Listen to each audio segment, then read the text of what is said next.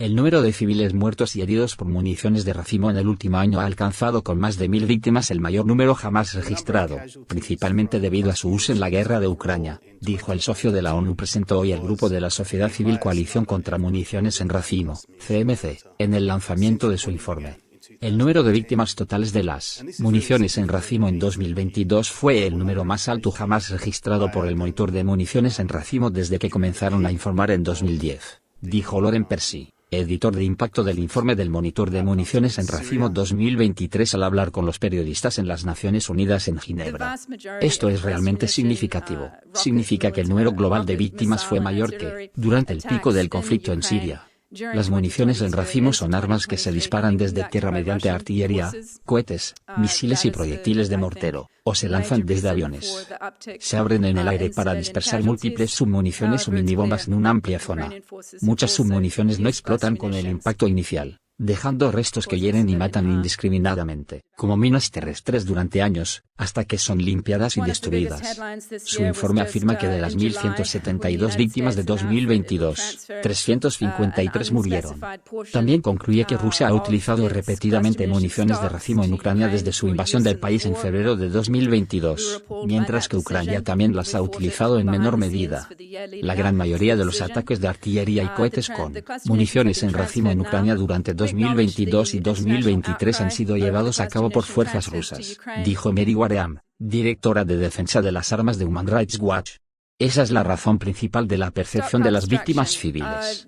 Sin embargo, está claro que las fuerzas ucranianas también han utilizado municiones en racimo, causando daños a civiles. Solo en Ucrania, los ataques con municiones en racimo mataron e hirieron al menos a 890 personas en 2022, la gran mayoría civiles. En julio de 2023, Estados Unidos comenzó a transferir a Ucrania una cantidad no especificada de sus reservas de municiones de racimo de artillería de 155 mm. La decisión de transferencia ha sido criticada por al menos 21 líderes y funcionarios gubernamentales. Uno de los titulares más importantes de este año llegó precisamente en julio, cuando Estados Unidos anunció que transferiría una parte no especificada de sus existencias de municiones en racimo a Ucrania para su uso en la guerra, informó la señora Wareham. Estábamos consternados por esa decisión, luchamos entre bastidores durante el año previo a esta decisión. Las municiones en racimo ya han sido transferidas. Reconocemos la protesta internacional por las transferencias de municiones en racimo a Ucrania. Según el informe del monitor, los civiles representaron el 95% de las víctimas de las municiones en racimo registradas en 2022. El informe dice que, a diferencia de años anteriores, donde las víctimas casi siempre han sido causadas por la explosión mortal de restos de bombas, la mayoría de las víctimas de 2022 se debieron a bombas reales, lo que subraya la necesidad urgente de poner fin al uso de estas armas y de que todos los países se unan. La prohibición mundial. En 2022 hubo un gran número de víctimas por restos de municiones en racimo, afirmó Percy. Los restos son principalmente submuniciones no explotadas del arma, unas 185. Estos restos son especialmente devastadores para los niños. Son interesantes, suelen estar en zonas donde los niños juegan o trabajan, llevando animales al campo. Y más del 70% de las víctimas de restos de municiones en racimo fueron niños en 2022. Los supervivientes de las municiones en racimo sufren graves lesiones por explosiones, quemaduras y fragmentación que provocan que la mayoría de ellos necesiten atención médica de por vida. El señor Percy enfatizó que es en el período posterior al uso, a menudo cuando hay paz o la posibilidad de que la gente regrese a sus hogares o a sus campos, que los restos de municiones en racimo comienzan a causar víctimas. En una nota más positiva, el informe destaca que los Estados partes en la Convención han logrado avances constantes en la implementación de la Convención. Bulgaria destruyó la última de sus reservas de municiones en racimo a finales de junio de 2023.